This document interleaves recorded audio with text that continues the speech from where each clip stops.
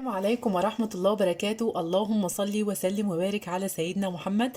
ان شاء الله النهاردة فيديو جديد مع بعض، وهو ازاي تقضي عن الرائحة الكريهة اللي بيبقى موجودة في التلاجة.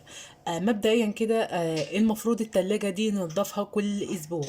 يعني انا عامله لها يوم مخصص في الاسبوع بنضفها فيه، بخرج بقى اي حاجة مش اي حاجه بايظه في التلاجة، سواء طماطم سواء خيار سواء اي خضار عندي، بقوم مخرجاه من التلاجة. كمان ان شاء الله باذن الله هعمل معاكم فيديو كده عن طريقه تنظيفها بطريقه كده سهله وبسيطه، وان شاء الله تعجبكم. وازاي كمان انا مرتباها بطريقه برضو كده سهله وحلوه تسهل عليك الامور جدا ان شاء الله باذن الله.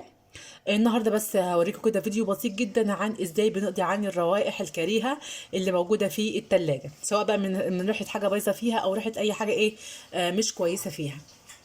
واول مكون معايا بيقضي على الريحه اللي مش كويسه في التلاجة هو الخل الابيض، اللي هو الخل بتاع الاكل اهو. هاخد مثلا فنجان منه،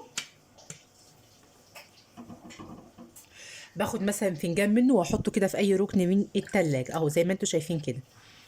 دي فكره من الافكار. يبقى اول حاجه اول فكره الخل الابيض، اخد كده فنجان منه واحطه في اي ركن في التلاجة.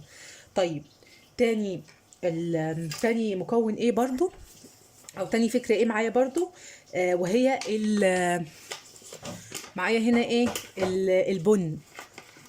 البن برضو بيقضي على اي رائحه كده كريهه في التلاجة. طيب هعمل ازاي؟ برضو هاخد كده معلقتين صغيرين واحطهم في اي فنجان او اي عندك اي طبق، واحطهم برضو في اي ركن في التلاجة. طيب تالت فكرة ايه معايا برضو اللي احنا عارفينها واللي كل عارفه، اللي هو ايه، بنحط كده فحماية في باب التلاجة عشان تقضي على اي رائحة موجودة فيها. طيب رابع فكرة ايه، وهي بيكربونات الصوديوم.